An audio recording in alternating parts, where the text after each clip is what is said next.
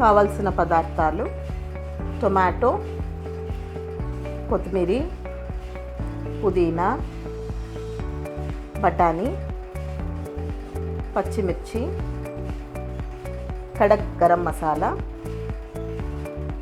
కారం పొడి, ధనియాల పొడి, ఉల్లిపాయ, అల్లం వెల్లుల్లి పేస్ట్, ఉప్పు, కొబ్బరి తురుము, పసుపు, రైస్. ముందుగా మనము కొంచెం ఆయిల్ వేడి చేసుకుందాం. ఆయిల్ వేడెక్కినాక అంతా డ్రై మసాలా వేసుకుందాం.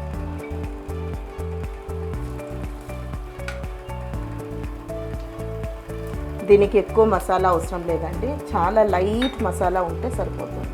మసాలా కొంచెం వేగాక గ్రీన్ చిల్లీ, ఆనియన్స్ వేసుకొని గోల్డెన్ కలర్ వచ్చేంత వరకు ఆనియన్స్ని ఫ్రై చేసుకోవాలి.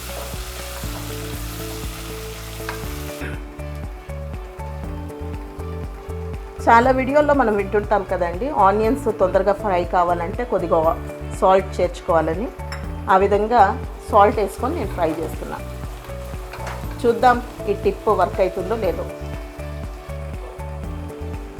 ఆనియన్స్ మంచిగా గోల్డెనిష్ కలర్ వచ్చినాక అల్లం వెల్లుల్లి పేస్ట్ వేసుకున్నాం. అల్లం వెల్లుల్లి పేస్ట్ పచ్చివాసన పోయాక బఠానీ వేసుకోవాలి. ఇది కేవలం ఆప్షనలే. ఈ రెసిపీ గురించి చెప్పాలంటే ఇది మా చిన్ననాటి జ్ఞాపకం అండి.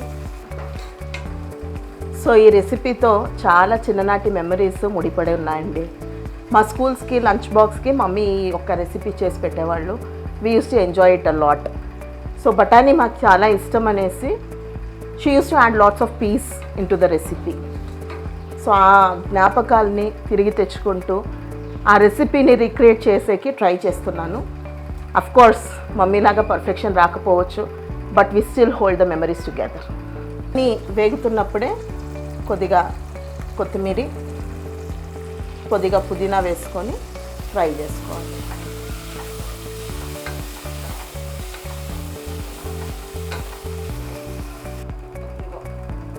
సో ఈ మసాలాలన్నీ చాలా ఫ్రేగ్రెంట్గా ఉన్నాయండి. సో ఈ టైంలో మనము టొమాటోస్ యాడ్ చేసుకున్నాం. అబ్బా ఇన్ని టమాటోలు అనుకుంటున్నారా? టమాటో బాత్లో టమాటోలు లేకపోతే ఎలాగండి, అందుకే ఇన్ని టమాటోస్. ఈ స్టేజ్లో అమ్మగారు ఇచ్చిన ఒక టిప్ ఏంటంటే, టమాటోస్ ఎక్కువ మషీ కాకూడదు, అంటే మెత్తపడకూడదు అనమాట. కొద్దిగా రాగా ఉండేలాగా మనం చూసుకోవాలి. సో అలా ఉంచుతూ సోక్ చేసుకున్న రైస్ని వేసుకుంటున్నాం. రైస్ వేసుకున్నాక మసాలా అంతా రైస్కి పట్టే విధంగా మనము కలుపుకోవాలి.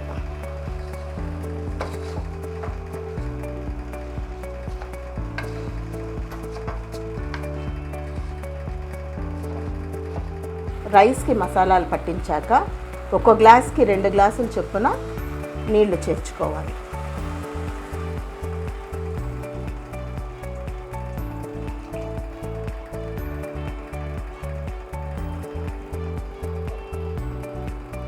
ఈ స్టేజ్లోనే ఉప్పు సరిపోయిందా లేదా అని ఒకసారి టేస్ట్ చేసుకుందాం.